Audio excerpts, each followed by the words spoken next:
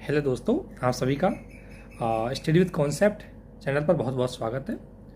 और दोस्तों, हम जो जनरल साइंस की सीरीज़ चला रहे थे, उस जनरल साइंस की सीरीज़ के अंतर्गत बायोलॉजी में जो अभी आपने कोशिका के स्ट्रक्चर को देखा प्रीवियस वीडियो में, उसी का कुछ पार्ट रह गया था जो बहुत अच्छे तरीके से इस वीडियो के थ्रू आपको शेयर किया जा रहा है।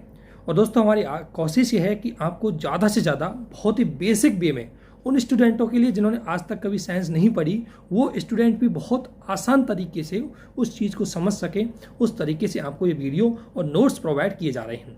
दोस्तों, नोट्स की पीडीएफ आपको हमारे टेलीग्राम चैनल पे मिलेगी और टेलीग्राम चैनल का लिंक इस वीडियो के डिस्क्रिप्शन बॉक्स में आपको मिल जाएगा। दोस्तों, एक बात जरूर ध्यान रखना कि ये वीडियो बहुत ही अच्छी तरीके से आपके लिए बनाई जा रही है। बस हम आपसे यही निवेदन है कि इस वीडियो को धैर्य से देखें और ज़्यादा से ज़्यादा इसको शेयर करें और लाइक करें और हमारे चैनल को सब्सक्राइब करें। दोस्तों, इस वीडियो के माध्यम से हम बहुत ही आसान तरीके से आपको कोशिका के स्ट्रक्चर और बायोलॉजी से जुड़े हुए चीज़ें हैं वो बता रहे हैं, और इसमें इतनी धीमी गति से चीज़ें बताई जा रही है ताकि जो भी नया स्टूडेंट है जिसने आज तक साइंस नहीं पढ़ी, वो आसान तरीके से साइंस के उसको समझ जाएं, बायोलॉजी के उस पार्ट को समझें।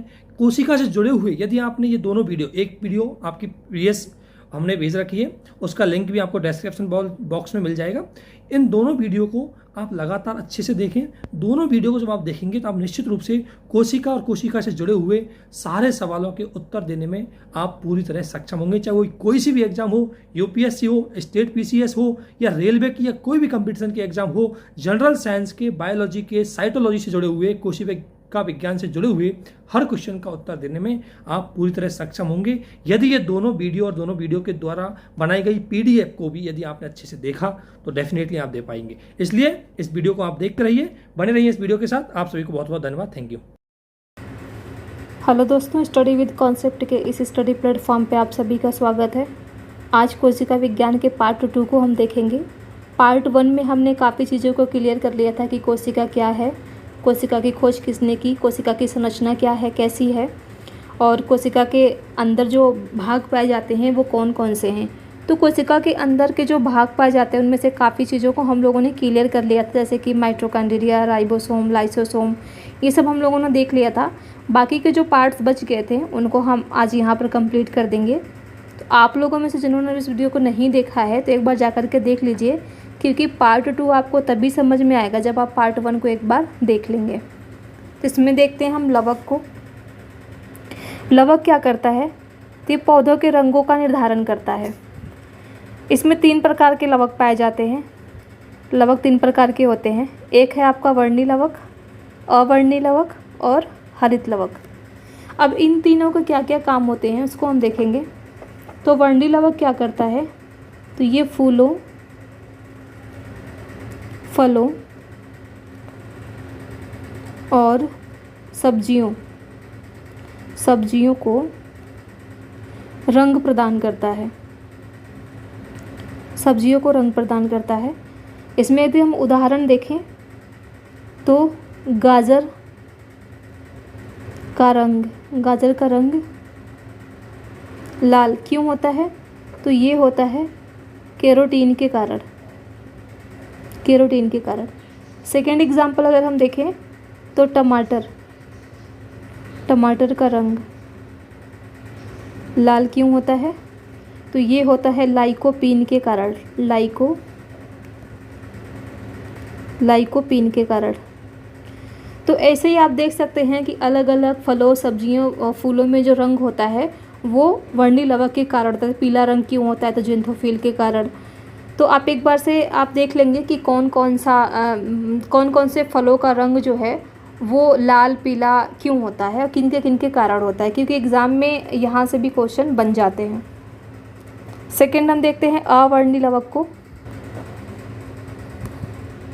अवर्णी लवक ये क्या करते हैं? भोजन संग्रह करते हैं। ये पौधों के उस भाग में होते हैं जहाँ पर प्रकाश का अभाव होता है।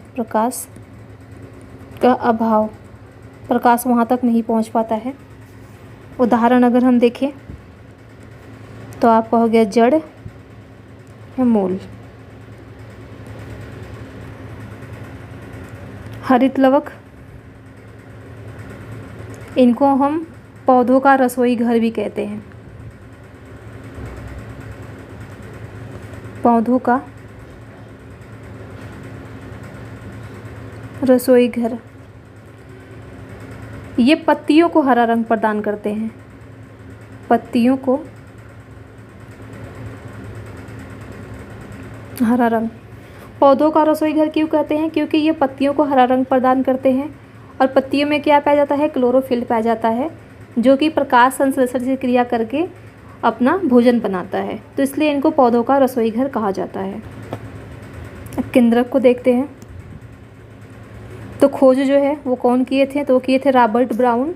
यहाँ पर आपको कंफ्यूज नहीं होना है, ये केंद्रक की खोज है जो रॉबर्ट ब्राउन किए थे, और कोशिका की खोज जो किए थे वो रॉबर्ट हुक किए थे। कोशिका ये किए थे रॉबर्ट हुक।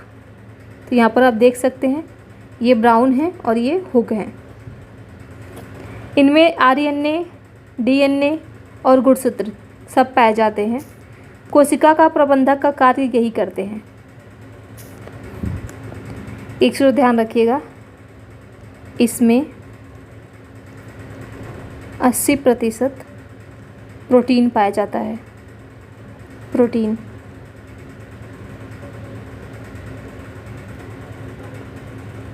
फिर है हमारा रसधानी। ये जल संग्रह करता है। जल संग्रह करता इन्हें क्यों कहा जाता है? क्योंकि मानव शरीर में जो 60% जल पाया जाता है वो सारा इन्हीं में स्टोर रहता है। रसधानी ही है जो मानव शरीर के 60% पानी को अपने अंदर स्टोर करके रखता है, इसलिए इसे जल संग्रहकर्ता कहते हैं। अगला है सीलिया एंड फ्लैजेला। इसकी जो संरचना होती है वो बालनुमा होती है, जैसा कि आप देख सकते हैं। ये देखिए, ये बालनुमा, इसी की बात कर रहा है। ये इसमें भी देखिए बालनुमा ही है, लेकिन स्पेशली ये इसकी बात कर रहा है। ये है पैरामीशियम। पैरामीशियम। और ये जो बाल हैं ये कोशिका में गति प्रदान करते हैं। इन बालों के माध्यम से ही कोशिका गति करता है। पौधों में ये नहीं पाए जाते हैं, ये ओनली जंतु कोशिका में होता है, ये पौधों में नहीं पाया जाता है। ये तरल पदार्थों का अवशोषण, यानी इनके आसपास जो तरल पदार्थ होते हैं वो इसके माध्यम से उसको अवशोषित कर लेते हैं। इन्हीं के माध्यम से वो अवशोषित कर लेते हैं। कोशिका आकृति को अगर आप देखें तो कोशिका आकृति का कोई आकार ही नहीं होता है, ये अनियमित होता है। जैसे कि चपटा, गोल, लंबा। उदाहरण में अगर आप देखें WBC भी आपका क्या है? तो एक कोशिकीय है। यहाँ पे लिखा हुआ है एक कोशिकीय, बहुकोशिकीय नहीं है WBC। और अमीबा भी है वो एक कोशिकीय है। तो यहाँ पर आकार आप देख सकते हैं, ये गोल, फिर यहाँ पर देखिए लंबा, फिर ये देखिए शाखान्वित, ये कह रहे लंबी शाखान्वित, देखिए ये शाखाएँ निकली हुई हैं इस टाइप के। और ये जो है ये जो स्ट्रक्चर है ये तंत्रिका तंत्र का है। तंत्रिका तंत्र की जो कोशिका होती है ये उसका स्ट्रक्चर है। यदि आपको एक कोशिकीय भाग को देखना है तो सबसे इजी चीज़ ये है कि यदि आप लोग एक खाते हैं या नहीं भी खाते हैं, अगर एक्सपेरिमेंट करना चाहते हैं तो एक को लाइए और बॉईल कीजिए। बॉईल करने पे क्या होता है कि जो वाइट वाला पार्ट होता है वो जब हम बॉईल करते हैं तो वो कठोर हो जाता है। वाइट वाले भाग को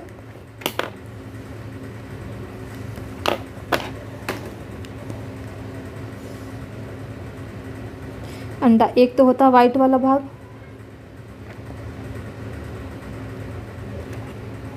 और एक होता है आपका येलो कलर का। वाइट वाले भाग को हम कहते हैं एल्ब्यूमिन। एल्ब्यूमिन। और येलो वाला जो पार्ट होता है ये आपका होता है योक। तो ये वाइट वाला भाग जो होता है कठोर हो जाता है ऊपर से, और जब वाइट वाले भाग को हम तोड़ेंगे तो उसके बीच में ये येलो वाला भाग निकलेगा, और यही होता है आपका एक कोशिकीय भाग। इसको हम बिना सूक्ष्मदर्शी से देख सकते हैं।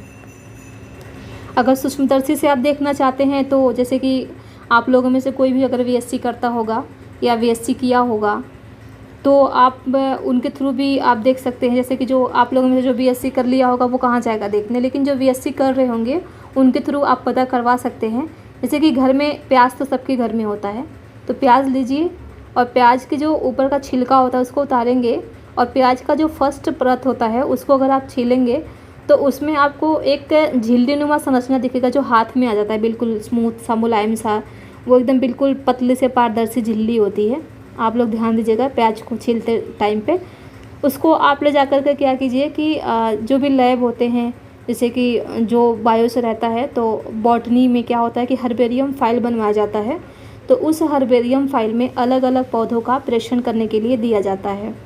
तो क्या क्या कीजिए आपकी मतलब उस झिल्ली को ले जा कर के स्लाइड पर रखिए और उसको ब्लेड के माध्यम से छोटे छोटे टुकड़ों में काटिए और उसके बाद से उस पर मिथाइलिन ब्लू की 1 बूंद डालिए और दूसरे स्लाइड से इसको अच्छे से कवर कर दीजिए। और कवर करते टाइम में आपको ये ध्यान रखना है कि इसमें वायु के बुलबुले जो हैं वो ना पड़े। उसके बाद से आप माइक्रोस्कोप में देखेंगे तो आपको कुछ इस प्रकार का संरचना दिखेगा, ऐसे दिखेगा आपको, कुछ इस प्रकार की संरचनाएं देखने को मिलेगा। ऐसे इसमें छोटे छोटे केंद्रक होंगे इस टाइप के, इसको केंद्रक कहते हैं। और ये जो खाली है इसको कोशिका द्रव्य। सेम ऐसे दिखेगा जैसे आप घर बनवाते हैं, घर तो घर बनवाने के लिए भी आप ईंट तो रखते ही हैं, तो बिल्कुल ये सेम ईंट की तरह ही दिखता है। ऐसे जैसे आप घर जोड़ते हैं ना, तो इस प्रकार से ईंट पे ईंट रख के आप जोड़ते हैं। तो आप देख सकते हैं कि कितनी समानताएं हैं इन दोनों फिगर में, देखिए बिल्कुल सेम। इसलिए तो कहा जाता है कि जिस प्रकार से भवन निर्माण के लिए ईंट लगता है, उसी प्रकार सजीवों के शरीर के निर्माण के लिए कोशिका जो है वो मूलभूत संरचनात्मक इकाई होती है। और जिस प्रकार से बहुकोशिकीय जीवों का जो शरीर होता है वो एक कोशिका से मिलकर के बना होता है, उसी प्रकार से एक कोशिकीय जीव भी जो होते हैं उनके भी जीवन का प्रारंभ एक ही कोशिका से होता है। तो चाहे बहुकोशिकीय जीव हो या एक कोशिकीय जीव है, सभी के जीवन का प्रारंभ एक ही कोशिका से होता है। अब पिछले वीडियो में हमने देखा ही था, कोशिका से बनता है आपका, कोशिका से बनता है ऊतक, ऊतक से बनता है आपका अंग और अंग से बनता है आपका शरीर। तो देख सकते हैं आप ईंट पे ईंट ये ईंट है, ये ईंट है, ये ईंट है, ये ईंट है। अगला देखते हैं कोशिका साइज।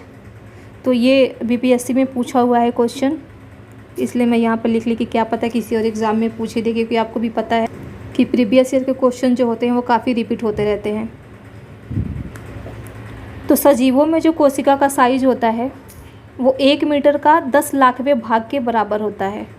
और सबसे छोटी कोशिका के साइज की अगर हम बात करें तो 0.1 से 0.5 माइक्रोमीटर होता है। यहाँ पर कंफ्यूज नहीं होना, यहाँ पर मीटर की बात कर रहा है और यहाँ पर माइक्रोमीटर की बात कर रहा है। तो इस प्रकार से देख सकते हैं कोशिका का जो हमारा चैप्टर था वो कंप्लीट होता है।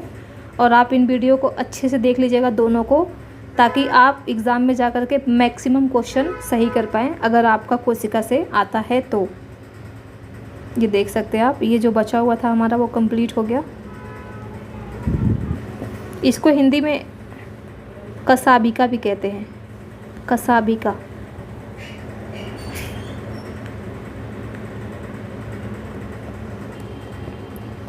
अगले वीडियो में हम फिजिक्स के टॉपिक ध्वनि को देखेंगे, काफ़ी अच्छे से देखेंगे उसको भी। तो इसको आप लोग देखते रहिए, तब तक के लिए थैंक यू।